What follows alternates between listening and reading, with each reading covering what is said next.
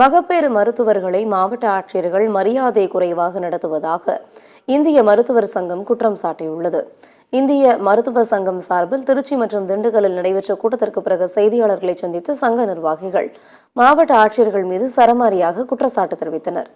மருத்துவர்களுக்கு கிரீடம் வழங்காவிட்டால் தங்களது பணியை கண்ணியமாக செய்வதற்கு வாய்ப்பை வழங்க வேண்டும் என்று தெரிவித்தார்.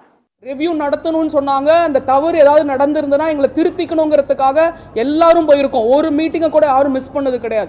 கூப்பிடுற நேரத்துக்கு போய் எங்களோட ஓபி எல்லாத்தையும் விட்டுட்டு போய் அங்கே உட்காந்துருப்போம். ஆனால் அவர் கலெக்டர் சார் வர்றது எப்படி வராருன்னா, எங்களை 5 மணிக்கு வர சொன்னால் நாங்கள் 4:30 மணிக்கு இவ்வளோ பேர் கூடி இருப்போம். அவர் 8:30 மணிக்கு வந்துட்டு 5 நிமிஷம் பேசுவார். அதுவும் திட்டுறாரு, கிளம்பி போயிடுறாரு. வேற எதுவுமே அங்கே ஆய்வே நடக்கிறது கிடையாது.